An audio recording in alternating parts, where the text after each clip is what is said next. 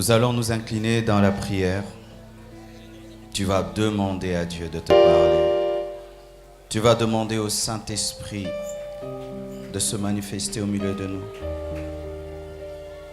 Tu vas prier que Dieu, par son esprit, opère et agisse. Prions au nom de Jésus.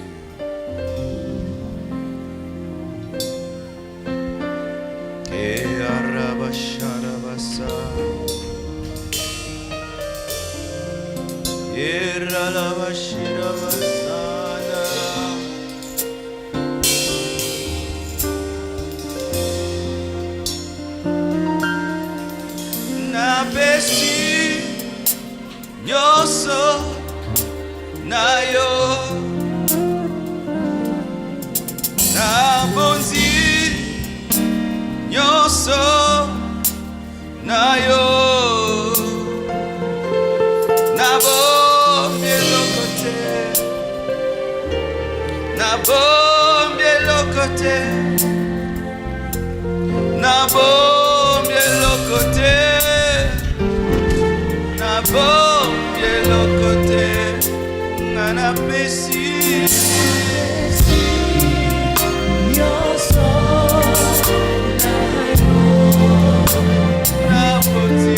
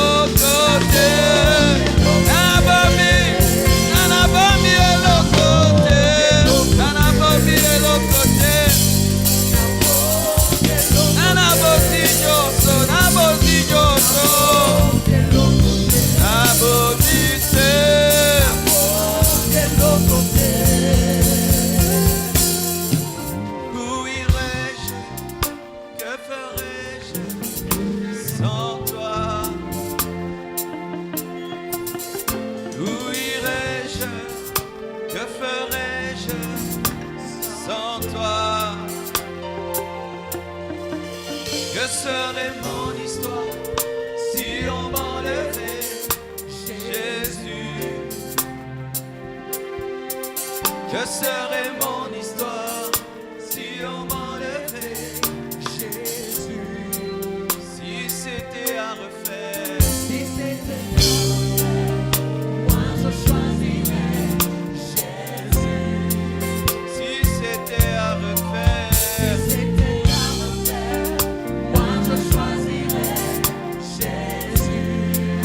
que serait ton histoire? Si on m'enlevait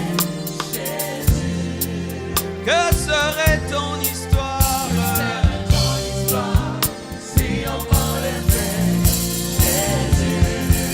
Si c'était à refaire, moi je choisirais Jésus. Si c'était à refaire,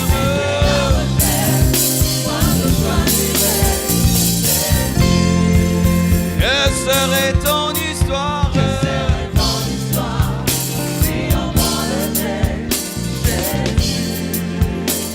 Natela yo motema, natela yo motema, natela yo motema, natela yo motema, natela yo motema. Hallelujah. Natela yo motema. Natela yo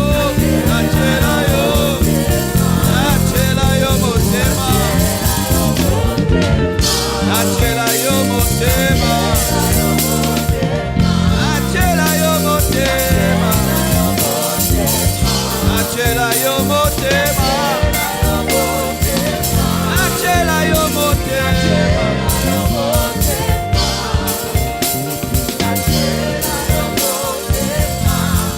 Motema.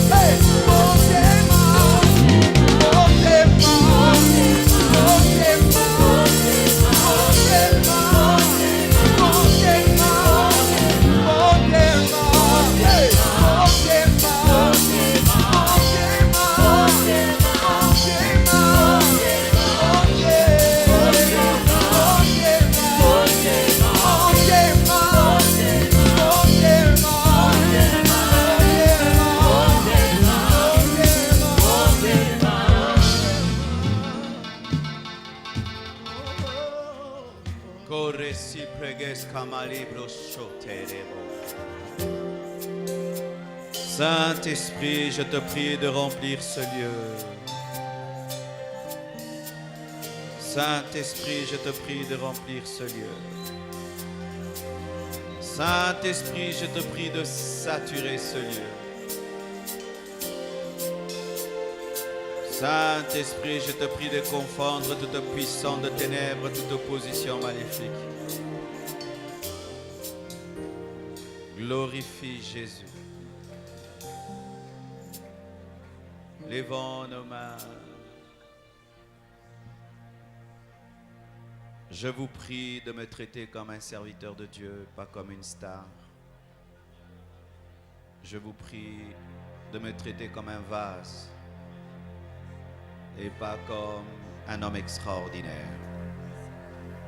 Sinon, vous attristerez le Saint-Esprit.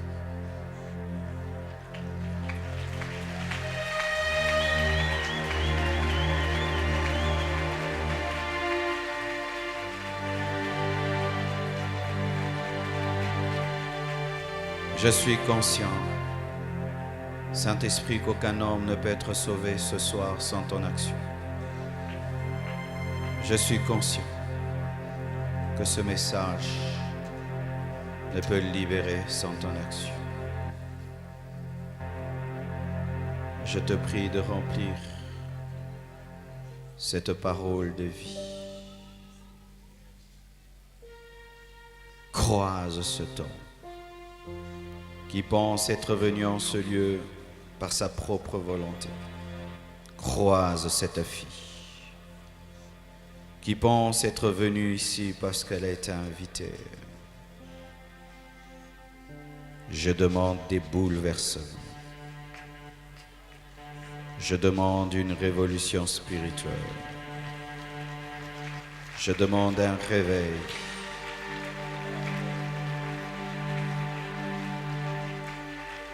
Shinde kerozuka Zumande gerego sunte keregosh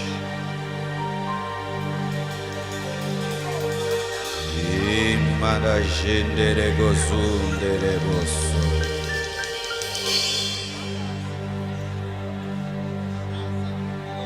Rome kende ko meri shurazuta Rume de cose che ride shararabasunte reboso L'indigaria sumpe che riado sunte che riete shar Robeke abasonteria shereravosa. Que tes anges montent et descendent dans ce lieu. Que toute puissance contraire soit paralysée, anéantie. Et que tout agent de ténèbres soit désactivé au nom de Jésus-Christ de Nazareth. Accompagne cette parole de puissance, de guérison, de délivrance, de vie. Que ce pourquoi tu as permis que cette croisade ait lieu soit fait totalement à 100%. Guide-nous, dirige-nous. Holy Spirit, I need you. Praises.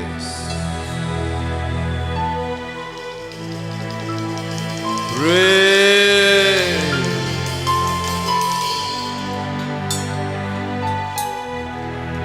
Praise.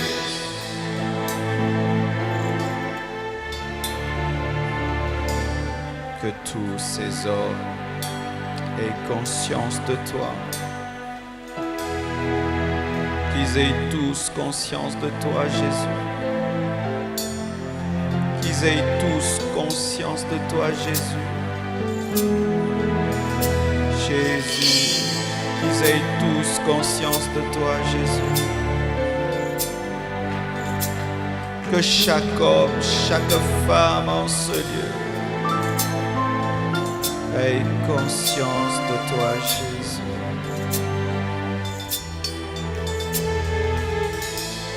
Guide-nous, dirige-nous. J'ai ainsi prié, reçu maintenant même. Amen. Gloire à Jésus.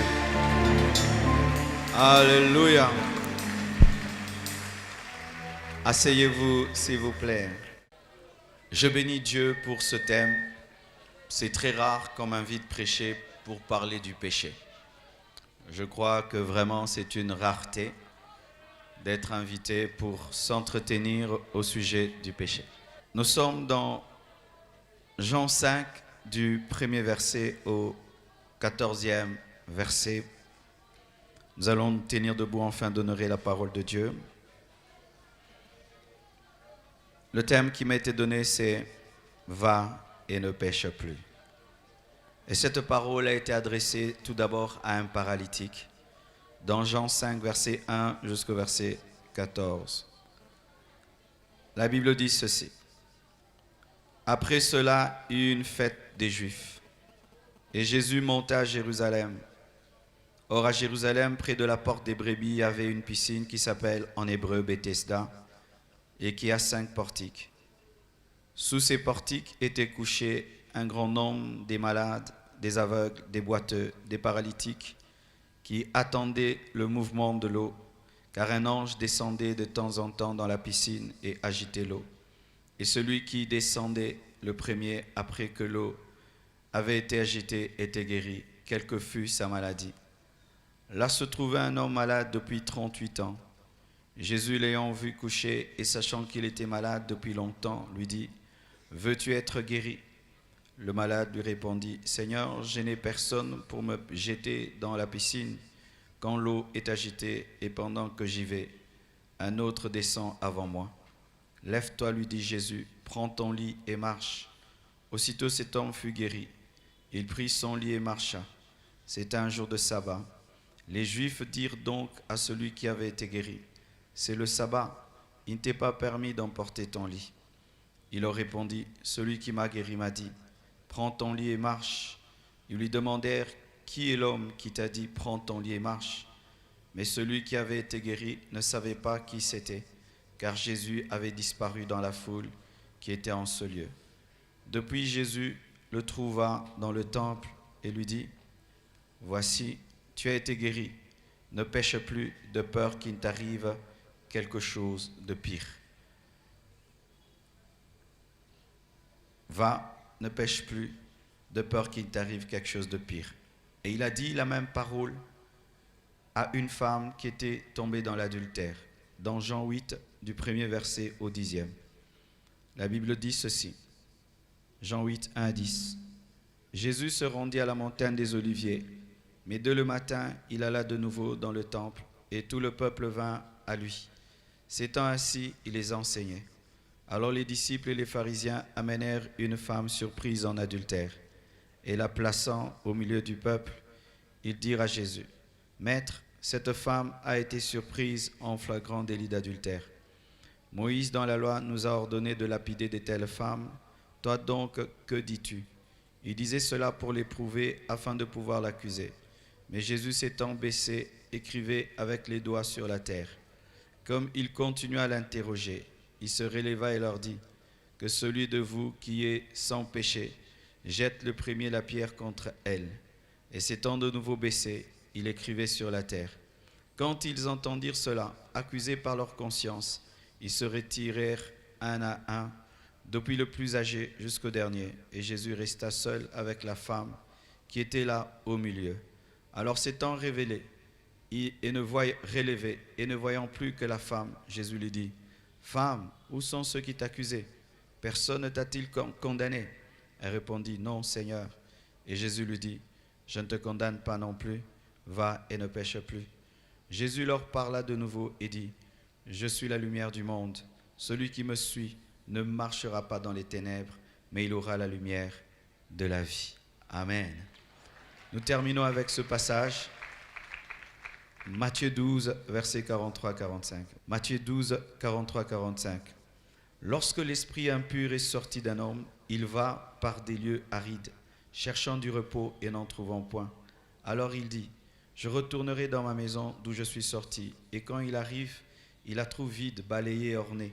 Il s'en va et il prend avec lui 7 autres esprits plus méchants que lui.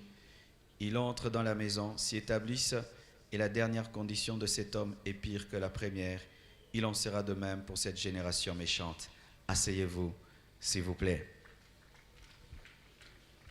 Là, nous voyons 2 histoires différentes. Là, nous voyons 2 histoires différentes. C'est l'histoire d'un paralytique d'abord, qui a pris beaucoup d'années dans sa maladie et qui attendait la guérison. Mais la guérison, ce temps-là, provenait par un ange qui descendait dans la piscine, mais n'était pas assez fort. Il n'était pas assez soutenu. Et Jésus-Christ vient le trouver là et le guérit sans qu'il ne puisse entrer dans la piscine.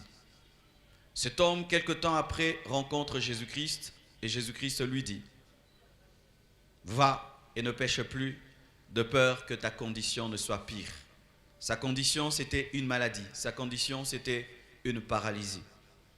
Quelque temps après, Jésus-Christ, en train d'enseigner dans une synagogue, voit des hommes qui viennent et jettent à ses pieds une femme qui est tombée dans l'adultère. Elle a trompé son mari. Et il y a eu des hommes qui l'ont attrapée. Et il l'amène auprès de Jésus-Christ qui est venu apporter la grâce et lui demande d'accomplir, d'appliquer la loi de Moïse. Et Jésus-Christ la sauve en éveillant la conscience de ceux qui l'accusent, disant, celui qui n'a jamais péché, soit le premier à lancer la pierre. Et à cette femme aussi, il dit, va et ne pêche pas. 2 choses différentes. Une personne est paralysée. C'est un problème physique. Et une autre personne est trouvée dans le péché. Un problème spirituel. Mais pour les 2 problèmes, Jésus-Christ donne la même réponse, la même consigne. Va et ne pêche pas. Mais il n'a pas dit à la femme qui est tombée dans l'adultère de peur que ta situation ne soit pire. Mais je crois que cela aussi concernait cette femme.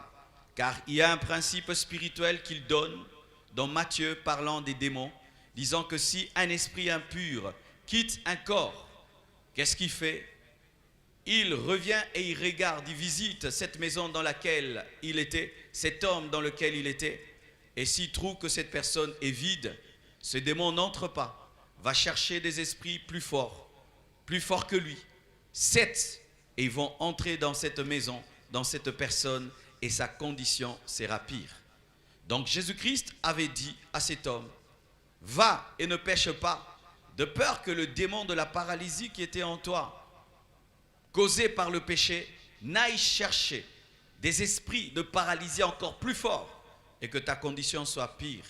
Et cette femme adultère, va et ne pêche pas, de peur que ton adultère soit encore pire. Qu'est-ce que Dieu veut nous enseigner au travers de ce passage? Est-ce que je suis libre de vous parler? Voici la première chose que nous enseignent ces trois passages. Premièrement, le péché engendre la mort. Alléluia. Bien-aimés Congolais, vraiment j'aimerais vous dire et vous regarder. Le péché engendre la mort. De plus en plus dans notre pays, on ne parle plus du péché. Dans les églises, on ne parle plus du péché. Les églises nous parlent la plupart des temps de nos problèmes de mariage, de nos problèmes de voyage, de nos problèmes sociaux. Mais sachez que le premier problème de l'homme n'est pas un problème social. Le premier problème de l'homme, c'est un problème du péché. C'est lorsque le péché est venu sur la terre qu'il y a eu des problèmes sociaux. Avant le péché, il n'y avait pas de problèmes sociaux. Avant le péché, il n'y avait pas un problème de pauvreté, il n'y avait pas un problème de maladie. Et comment nous attaquons-nous à ce qui est engendré au lieu d'attaquer ce qui engendre? Bien-aimés frères et sœurs, le péché engendre la mort. La femme trouvée en flagrant délit d'adultère, la Bible nous dit qu'on a voulu la tuer. Elle devait mourir. Elle devait mourir. Pourquoi? Parce que le péché engendre la mort. Quel que soit le péché. Quel que soit le péché. Car souvent nous quantifions les péchés. Nous disons que faire ça c'est le mal, mais ça c'est pas très mal. Et la plupart du temps parmi les jeunes disent que si je couche avec une femme, c'est vraiment un péché. Mais si je flirte avec ma fiancée, ce n'est pas un péché. Flirter et coucher, c'est la même chose. Amen. Hein? Flirter et coucher, c'est la même chose. Je dis flirter et coucher, c'est la même chose. Commettre l'adultère et se masturber, c'est la même chose. Alléluia. Dénuder une femme, c'est un péché. Regarder un film pornographique, c'est aussi un péché. De la même manière, le péché engendre la mort. Mais ce n'est pas parce que tu marches que tu n'es pas mort, car Adam et Ève étaient devenus des mortels, mais ils ont vécu longtemps. Le problème de l'homme, c'est que lorsqu'il pêche, il ne vit pas automatiquement le péché, il pense qu'il vit, alors que la mort, c'est d'abord une séparation avec Dieu. Tout ce qui te sépare de Dieu t'a tué. Tout ce qui te sépare de Dieu t'a tué. Même si tu es en bonne santé, même si tu étudies et tu as distingué, tu es mort. Même si tu as distingué, tu es mort. Le péché tue. Cette femme a trompé son mari et elle devait mourir. Et elle devait mourir car la Bible dit que le salaire du péché c'est la mort. Le salaire du péché c'est la mort. Qu'on t'attrape pas, c'est la mort. Qu'on t'attrape pas, c'est la mort. Qu'on t'attrape pas, c'est la mort. Qu'on ne prophétise pas, c'est la mort. Bien-aimé, qu'un prophète vienne et qu'il attrape tout le monde dans le péché sauf toi, même si tu n'as pas attrapé, le salaire du péché, c'est la mort. Et même si je n'ai pas cité ton péché de tricherie, c'est la mort. C'est la mort, tricheur. Tricher, c'est la mort. Tricher, c'est la mort. Tricher, c'est la mort. Tricher, c'est la mort. Tricheur. Tu es en licence, mais toi, tu devais être en première. Tricheur, tu es mort. Tu es mort.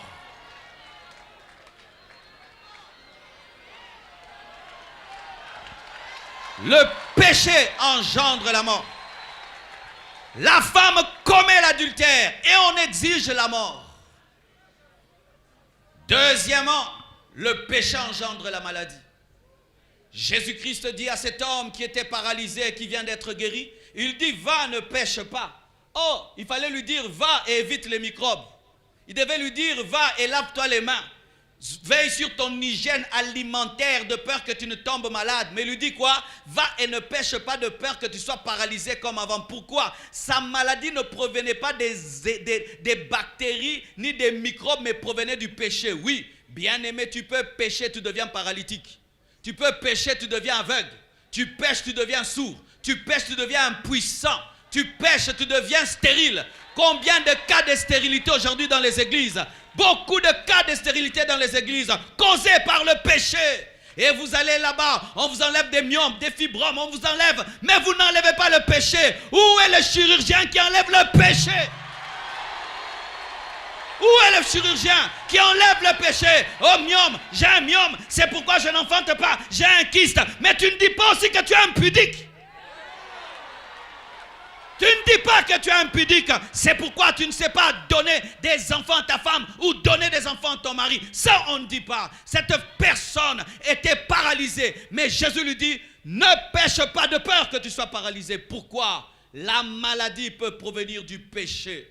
Certaines maladies que tu as dans ton corps sont venues lorsque tu as commencé une vie de péché. Et Dieu t'a frappé. Et le diable en a profité afin de détruire ta vie. Car il y a des démons, mes frères, qui donnent aussi des maladies. Des démons qui donnent des maladies. Et là, le microscope ne peut les voir. Tu peux consulter le plus grand médecin au monde. Il ne verra pas. Il ne verra pas. Va et ne pêche pas, de peur que tu sois paralysé. Et des fois, nous accusons les hommes de Dieu qui prient pour les paralytiques dans les croisades. Regardez, ce sont des magiciens. Ce paralytique-là avait marché dans la croisade et voilà maintenant qu'il ne marche plus parce qu'il est au quartier. Jésus dit à cet homme, moi Jésus, le Fils de Dieu, je t'ai fait marcher, mais si tu pêches, tu vas redevenir paralytique. Alléluia! Certains aveugles qui redeviennent des aveugles, c'est parce qu'ils ont vécu dans le péché. Il était aveugle, il ne voyait pas. Et quand il ouvre les yeux, il entre dans la convoitise. Tu étais paralytique et tu marches et puis tu deviens judoka. Dieu te donne, mais il reste à côté de toi pour observer comment tu te comportes parce que Dieu n'est pas un féticheur. Tu peux recevoir un miracle et tu perds le miracle. La parole de Dieu le dit. Oui, tu peux recevoir un miracle et tu perds le miracle. Tu peux recevoir une guérison et tu perds la guérison lorsque tu utilises la force que Dieu te donne pour pécher contre lui. Ce passage nous enseigne que le péché ouvre des portes aux démons. Bien-aimés, il y a de plus en plus des hommes remplis de philosophie. Ils ne croient ni en Dieu ni au diable, mais ils adorent le football. Dis bêtises. Bêtises, des bêtises et des bêtises. Lui, il ne croit pas en Dieu. Lui, il ne croit pas que les démons existent. Il ne croit pas au diable. Il ne croit pas au ciel ni à la terre. Mais quand Messi rate un penalty, il pleure. Bêtises. Il peut donner sa vie pour une équipe de football. On ne le connaît même pas. On ne le connaît même pas. Il se bat pour Ronaldo. Il parle de lui tout le temps. Il ne le connaît pas. Mais si tu connais Jésus, tu parles de lui, il te bénira. Mais lui, il ne croit pas en Dieu. Mais il soutient Ronaldo. Et il trouve que lui, il est moderne parce que lui, il ne croit pas aux choses spirituelles. Refusant d'adorer Dieu, mais adorant des femmes, adorant des stars, des vedettes qui ne te connaissent pas. Est-ce que Kim Kardashian te connaît? Elle ne te connaît même pas. Elle ne te connaît même pas. Mais tu refuses d'adorer Jésus-Christ pour adorer des stars et des vedettes qui ne te connaissent pas. Bêtise! Oui, moi j'ai tellement étudié et j'ai compris que Dieu n'existe pas. Oh frère, parce que tu as beaucoup étudié, maintenant tu as déduit que Dieu n'existe pas. Mais pourquoi tes études n'ont pas déduit que être adorateur du football c'est une bêtise? Étant capable de passer 90 minutes devant une télévision, mais incapable de prier 10 minutes. Se plaignant d'aller dans un culte qui dure longtemps, mais tu suis les prolongations non prévues. L'homme moderne, c'est ça. Aujourd'hui, avant de venir ici, j'ai assisté, et je crois peut-être ça continue, au mariage du prince Harry et de Meghan. Et voilà, ces gens, beaucoup de ces stars étaient là. Tu vois, ils ne croient pas en Dieu, mais ils sont là pour un mariage. Et il y avait des gens là depuis 6 heures du matin pour voir le mariage d'un jeune de 30 ans et d'une fille de 35 ans depuis le matin. Je préfère passer du temps pour attendre que la gloire de Dieu tombe sur moi, que la présence de Dieu me remplisse, que le Saint-Esprit puisse me donner un oracle, qu'être là en train d'attendre. Elle a porté une robe Givenchy, un parfum ceci, un collier cela, Bien-aimé, c'est ça l'insensé. L'homme moderne est devenu insensé. Refusons d'adorer Dieu pour adorer des hommes. Refusons d'adorer Dieu pour adorer des ballons de football. Le monde spirituel existe. L'homme a été créé par le spirituel. Au-delà de ce que vous voyez, il y a des démons et il y a des anges. Il y a Dieu, il y a le diable. Il y a le monde des ténèbres et le monde des lumières. Il y a ça. Ça existe. Et plus l'église devient moderne, il ne faut plus parler des démons. Il ne faut plus parler de démons. Il faut avoir des cultes classe. Bien aimé, lorsque l'hôpital refuse le sang, ce n'est plus l'hôpital. Le monde spirituel existe. Au-delà de ce que tu connais, il y a des esprits. Ici, il y a des agents du diable, des sorciers. Il y a des magiciens ici. Tu penses que tu es à côté d'une fille alors que c'est une sirène. Tu es à côté d'un beau garçon. Tu penses que c'est un beau garçon alors qu'il est envoyé par le monde de ténèbres. Mais oui, je ne te dis pas de discerner ton voisin. Il ne te fera rien. La puissance de Dieu est ici. Il ne te fera rien du tout.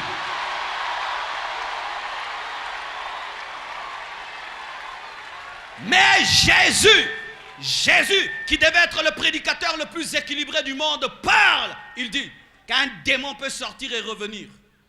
Un démon peut sortir et revenir. Vous les adeptes des délivrances, adeptes du combat, adeptes de renverser des choses, écoutez-moi.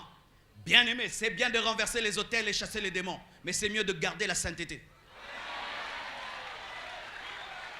Tu peux chasser tous les démons comme tu veux. Si le diable sait que sa chose est en toi, bien-aimé, il va courir, il va sortir vite pour aller prendre d'autres. C'est pourquoi évitez la délivrance sans repentance.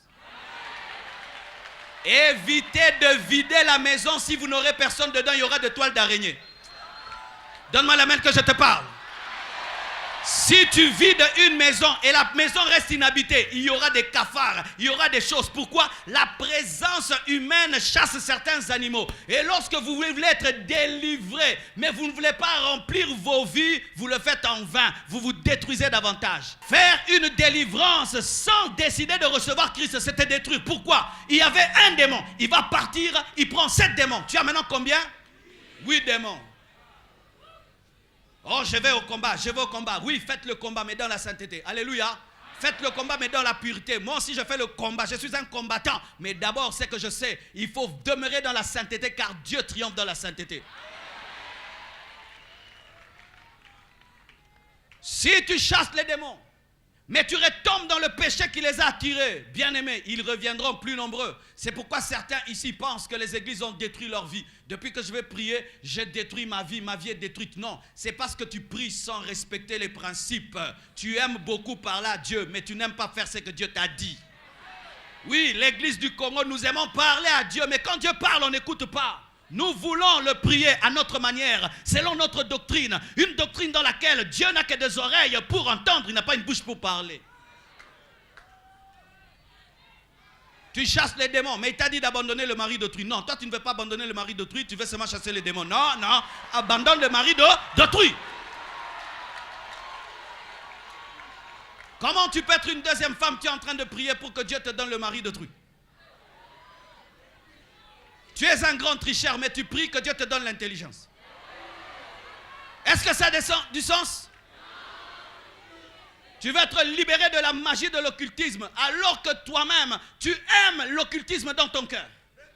Comment tu peux le faire? Mes frères et sœurs, vous devez savoir ceci, que lorsque vous chassez, vous devez remplir. Celui qui chasse sans remplir, c'est détruit. Dieu n'est pas là que pour nous donner. Dieu n'est pas un magicien.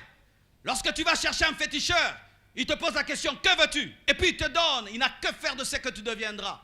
Mais Dieu est un père, c'est un pédagogue, et qui te demande d'obéir à sa parole, afin que ce qu'il te donne te détruise. Le péché ouvre la porte aux démons. Que tu sentes les démons, que tu ne les sentes pas, les péchés ouvrent la porte des démons. Si Dieu pouvait t'ouvrir les yeux, lorsque tu te masturbes, avec quel démon tu couches, tu le saurais. Je sais pourquoi je parle de la masturbation. Parce que c'est le péché champion dans les universités. Ouais, c'est le péché Number one dans les universités, la masturbation, que ce soit les garçons, que ce soit les filles. Si tu pouvais voir ce démon, car lorsque tu commets ce péché, tu te concentres soit sur une image féminine ou masculine. Et le fait de te concentrer sur cette image ouvre la porte à un esprit qui couche avec toi. Et demain, quand tu vas te marier, tu deviens frigide, tu deviens impuissant. Et demain, tu n'arrives pas à avoir des enfants parce que par le péché, tu as ouvert la porte au démon.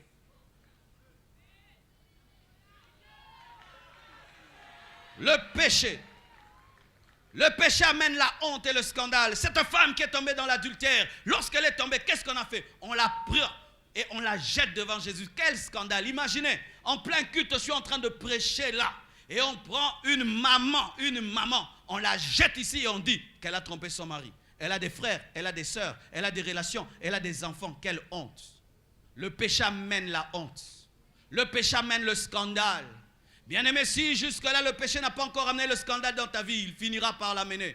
Je ne pense pas que c'était la première fois que cette femme avait péché. Elle avait l'habitude de le faire, mais on ne l'attrapait pas. Et un jour, on t'attrapera. On t'attrapera. Tu triches, un jour, on t'attrapera. Frère tricheur.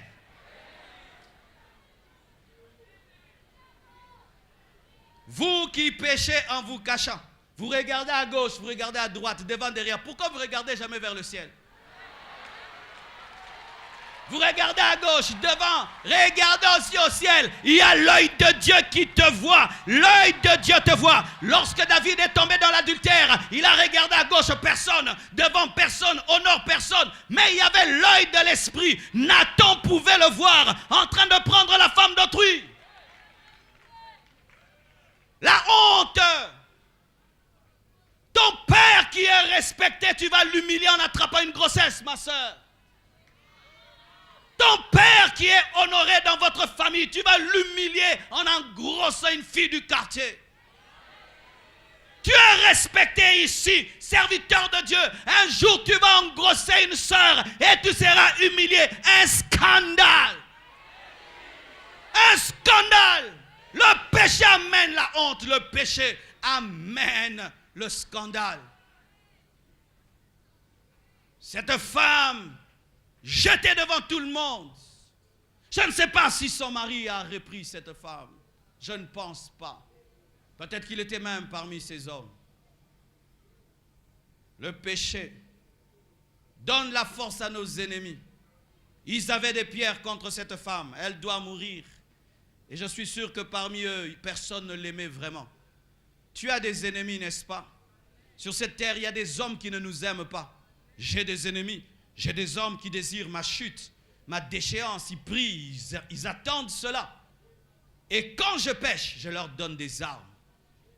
Lorsque tu pêches, tu manques la sagesse et l'intelligence. Tu donnes des armes aux gens qui veulent te détruire.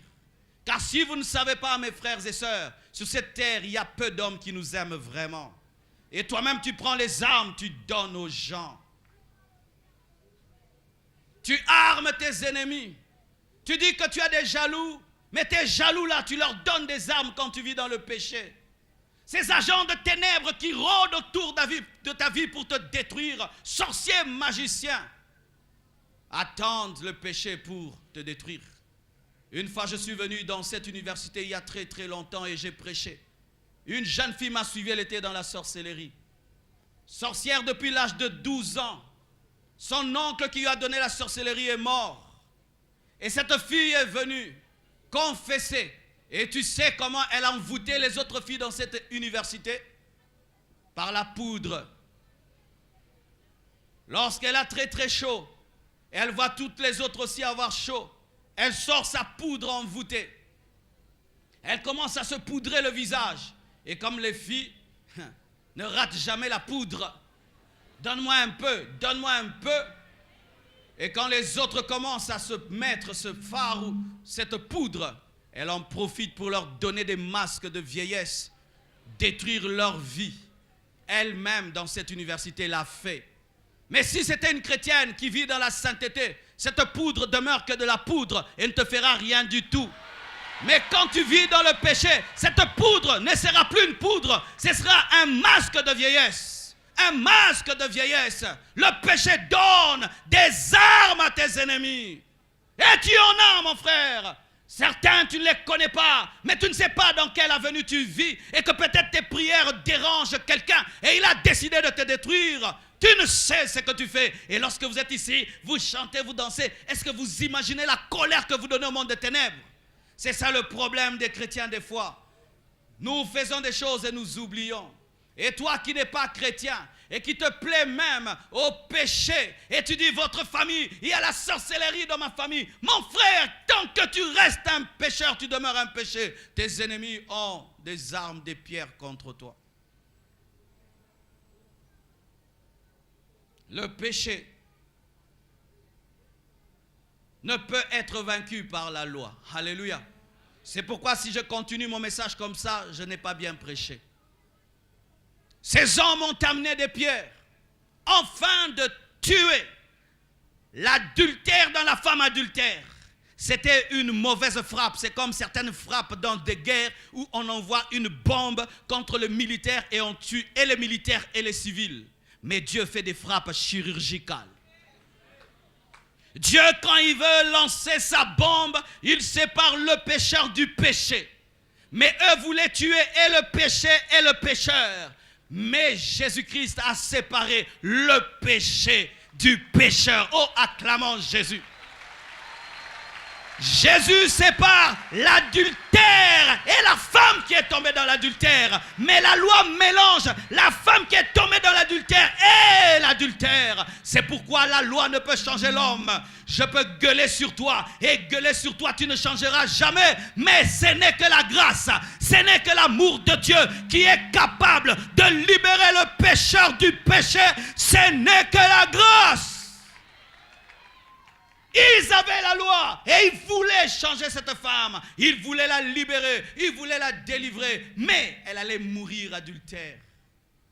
Mais l'amour de Dieu a dit, celui qui n'a jamais péché, qui lance la première pierre. Et personne n'a pu. Seul Jésus-Christ pouvait lancer la pierre. Parce que Jésus était le seul qui n'avait pas péché.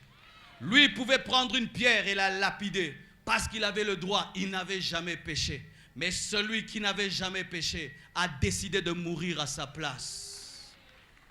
Va et ne pêche pas. Quand on dit va, c'est la grâce. Va, tu devais mourir, mais tu ne mourras pas. Je mourrai à ta place, va. Chacun de nous ici un jour devait mourir. Chacun de nous ici devait mourir. Mais Dieu, dans son amour, a envoyé son Fils Jésus-Christ à notre place.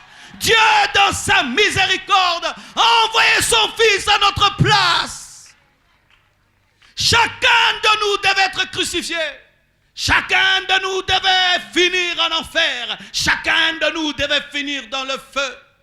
Mais dans son amour, quand il est venu, il a regardé le pécheur, il a aimé. Il a regardé le péché, il a haï. Pour le péché, il est mort et il a donné sa vie au pécheur, afin que son pécheur devienne fils de Dieu et soit capable de vivre dans la sainteté. Va et ne pêche plus. Cette parole était une parole prophétique, car cette femme ne pouvait obéir à cette parole.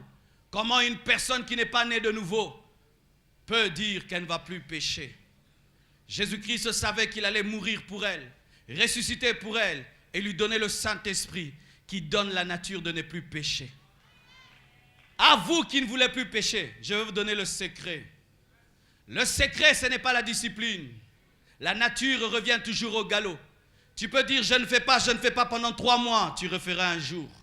Je me souviens quand j'étais païen, je pouvais dire pendant un temps, plus de musique mondaine, plus de copines, tu fais 3 mois, 4 mois, mais un jour...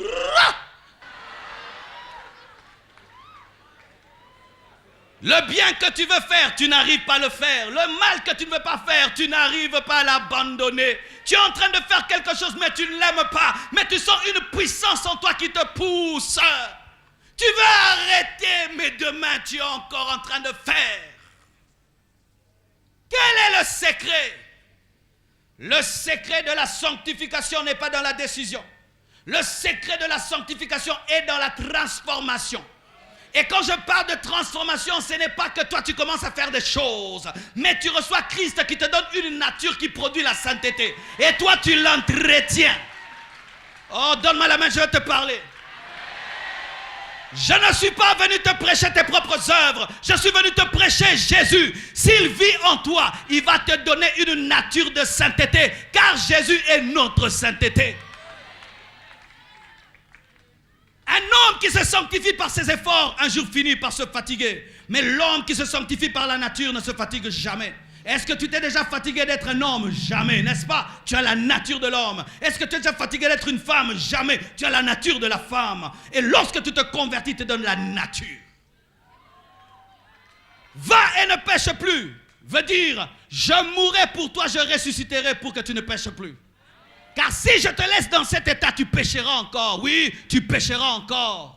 C'est pourquoi tous les prophètes avaient des défauts. Moïse avait des défauts. Élie avait des défauts. Élisée, tous avaient des défauts. Un seul était parfait.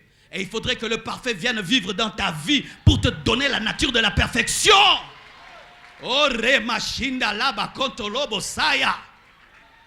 La grâce, c'est comme le professeur d'université qui devient ton répétiteur à domicile. Afin de te permettre de répondre en avance aux questions qu'il te posera. Dieu vient dans l'homme afin que l'homme vive dans la sainteté. Vous voulez vaincre le péché? La solution n'est pas dans le jeûne. La solution n'est pas dans tes décisions. La solution est dans la foi. Oh oui, mes frères, il fut un temps lorsque je prêchais la sainteté comme étant les ensembles des efforts de l'homme. Archi faux. La sainteté, c'est par la foi. J'ai la foi que par Jésus-Christ en moi, je ne tomberai jamais dans l'adultère et je ne tromperai jamais ma femme. J'ai 12 ans de mariage, je n'ai jamais trompé ma femme. Je n'ai jamais donné un bisou à une autre femme, ni un clin d'œil à une autre femme, ni un smiley à une autre femme. Mais vous savez pourquoi? La nature de Dieu en moi. Même si je vais le faire, je ne peux pas le faire, je suis mort. Tu as besoin de la nature divine. Et la nature divine tue le péché en toi. Ça tue le péché en toi. Ça tue le péché en toi. Pourquoi la vie chrétienne est devenue difficile? La vie chrétienne est devenue difficile parce que nous voulons être des hommes poissons. Le poisson est à l'aise dans l'eau, mais l'homme dans l'eau finit par sortir de peur d'être asphyxié. Et si tu es saint par tes efforts, un jour tu en sortiras. Mais si tu es saint par la nature divine, tu vas y demeurer. Et quand tout le monde dit que c'est difficile, toi tu dis que c'est facile. Pourquoi? Tu as la nature divine. Bien-aimés frères et sœurs, aujourd'hui, si tu veux aller sans péché, reçois Jésus-Christ dans ta vie. Reçois-le. Et je t'assure, tu auras la nature divine. Avant de donner ma vie à Jésus-Christ, j'étais lié à la musique du monde. Et quand Christ est venu dans ma vie, j'ai haï la musique du monde. J'ai senti une aversion pour la musique du monde. Avant de donner ma vie à Christ, j'étais impudique. Mais quand Christ est venu dans ma vie, j'ai haï l'impudicité. Pourquoi? La nature divine. La nature de Dieu. Le problème, c'est que maintenant, on vous dit d'aller à l'église au lieu de vous dire d'aller à Christ. Viens dans notre église. Non, l'église ne sauve pas. L'église ne sauve pas. Viens à l'église. L'église ne sauve pas. Viens à Jésus. Viens à la croix. Viens à Jésus. Reçois-le. Il te donnera la force de ne plus pécher.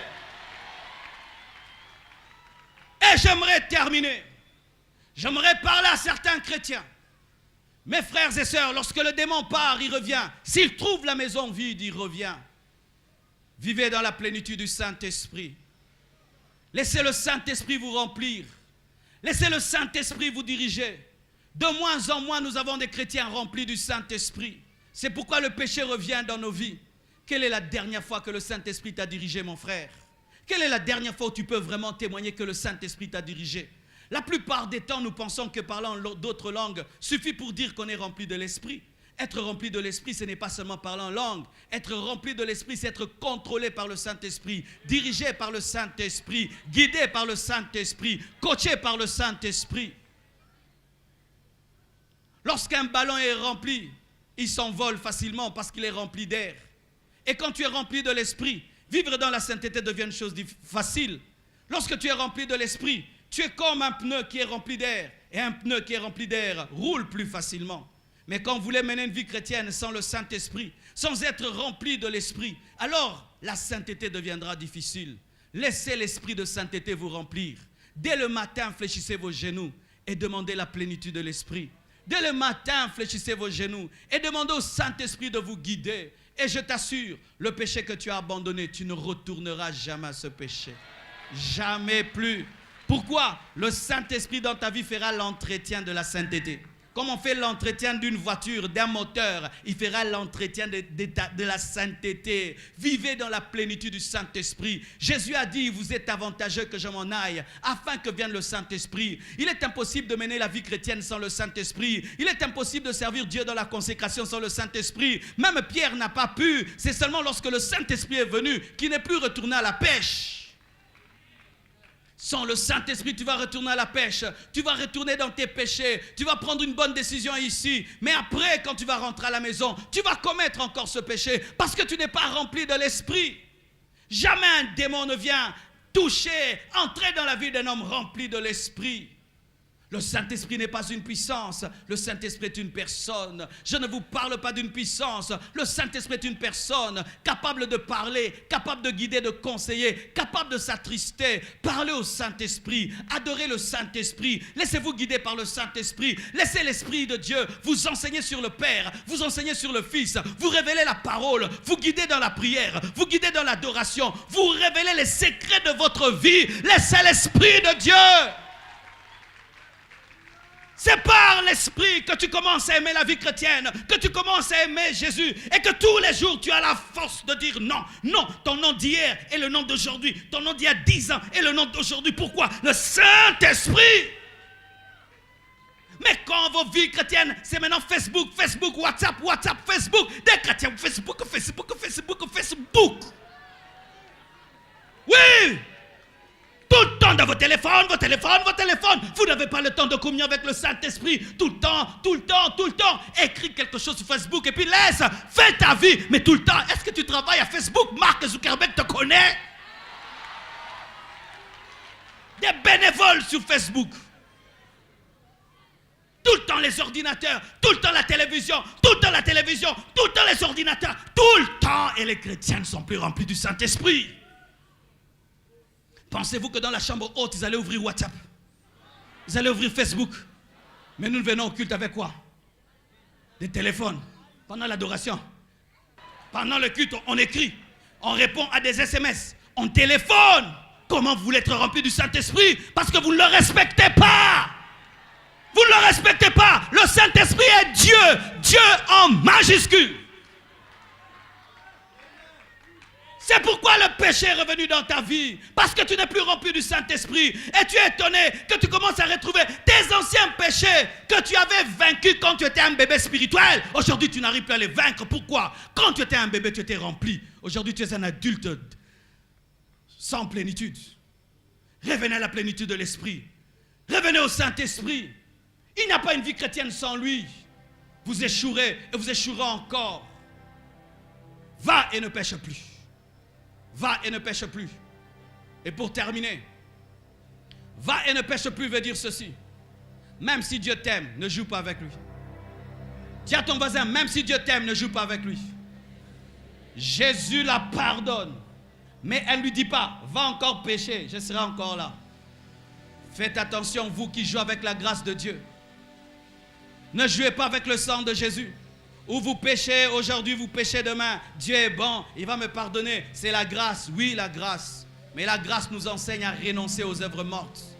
La grâce ne nous pousse pas vers le péché. Mais la grâce nous pousse à respecter l'œuvre de la croix. À respecter le sang de Jésus. Toute grâce qui te pousse vers le péché, ce n'est pas la grâce de Dieu. La grâce enseigne la haine du péché, le renoncement aux œuvres mortes. La grâce te dit, va et ne pêche plus. Va et ne pêche plus. Va et ne pêche plus. Paul dit, pécherons-nous pour que la grâce surabonde? Loin de là. Toute grâce qui te pousse dans le péché, qui devient une permission pour le péché, n'est pas la grâce de Dieu.